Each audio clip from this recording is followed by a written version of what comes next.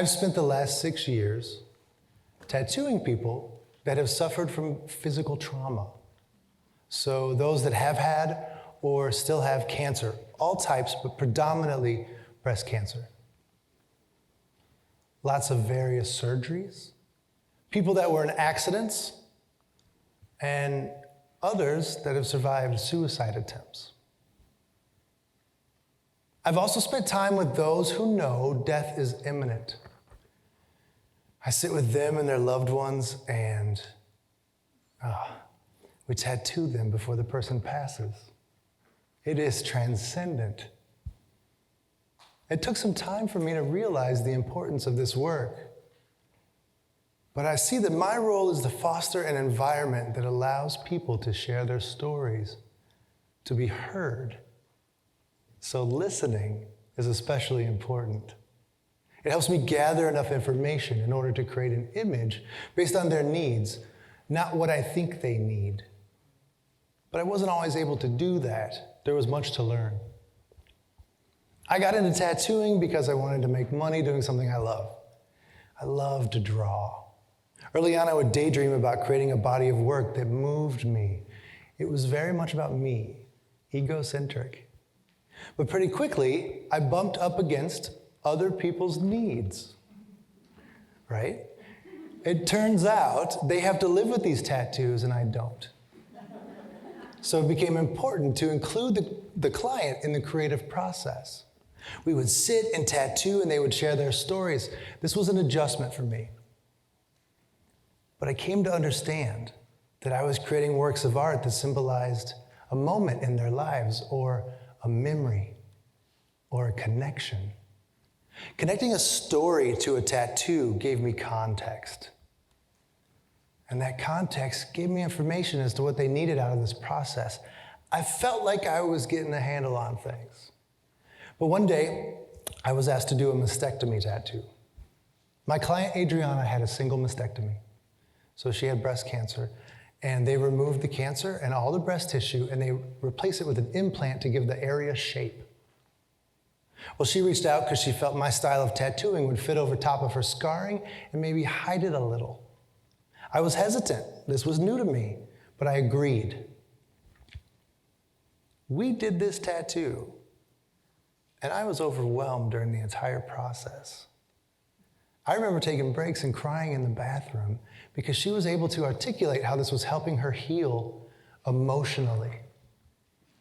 I tried my best to hear her story, but it was so heavy and vulnerable, I couldn't keep up. I didn't know how. Felt like I could feel her pain and suffering and her shame. What do you even do with that? I had no clue.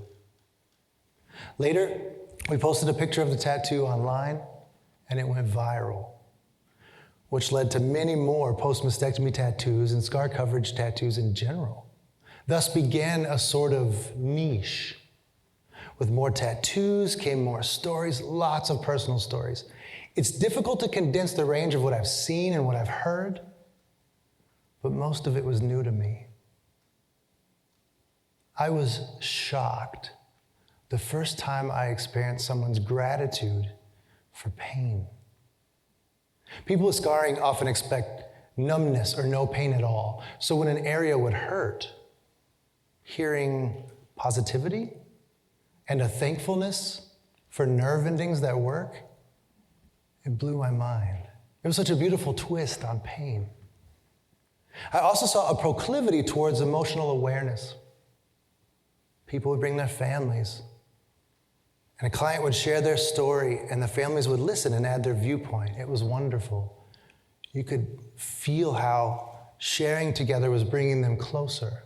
They were learning each other's point of view through vulnerability. I was privy to so much self-assessment. People were bearing witness to their thoughts and emotions right in front of me. It was as if facing mortality gave them this ability to recognize the value of existence. This doesn't mean they had everything figured out.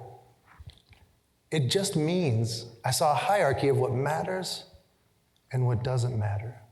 There are so many stories of uncertainty, of fear, of grief, these waves of emotions that were no longer stifled, but given room to be explored and felt and named. And in doing so, they were able to share and lay claim to their story. Wow. Here I thought I was helping them. Turns out they were helping me. I'm so grateful. I'm so grateful they let me even be in the room during this process. It was not their job to educate me. But this territory was so foreign in my life, I couldn't help but see it. Why had I not developed such emotional attunement? Why was I so scared to even acknowledge my own story? Everyone was looking inward. It was time for me to do the same.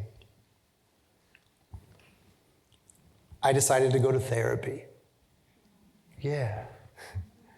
And share my story with a professional who could help me take a fearless inventory. For months, we talked about my life and what I've been through. The death of a father at an early age. Physical abuse. The death of a girlfriend right before college. You can tell it was a lot. And I was actively doing all I could to avoid it.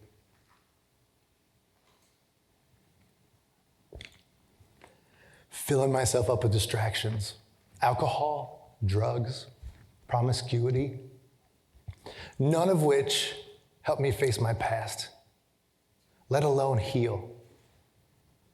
The healing began when I connected my story to what I've been through. I saw that I had not been clear with many truths. I had hurt people in my past. I had kept people at arm's length.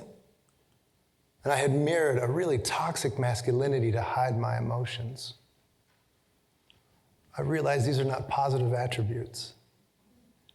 The reason I'm sharing these with you is because I can. I'm now able to label these within me. These are symptoms. We default to safety, not to healthy ways of coping.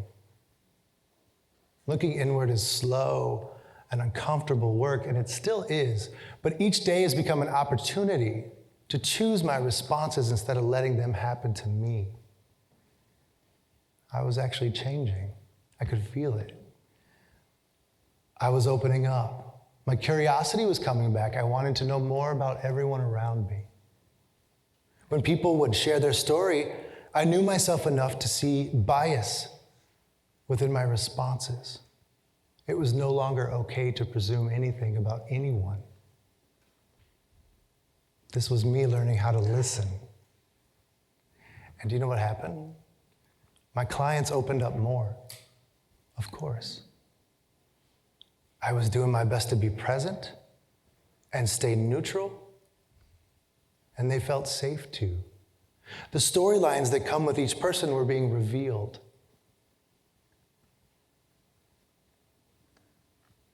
If I had any troubles, I could take this new emotional attunement, I could flip it around, and I could imagine what it's like to be that person in that situation, which is a decent definition of empathy. Over time, these tattoos and this process became something else entirely. You can see it. And you can look, and you may even see beauty in the art, but what you might not see is how specific and how fitting each tattoo is for the individual.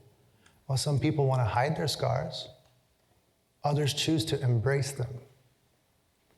When people feel able to share their needs and truly be heard, those needs can be met, or at least processed. Isn't that powerful? Look, you don't have to spend countless hours tattooing people in order to look inward. Just understand that everyone around you has a story worth listening to. Yourself included. Thank you.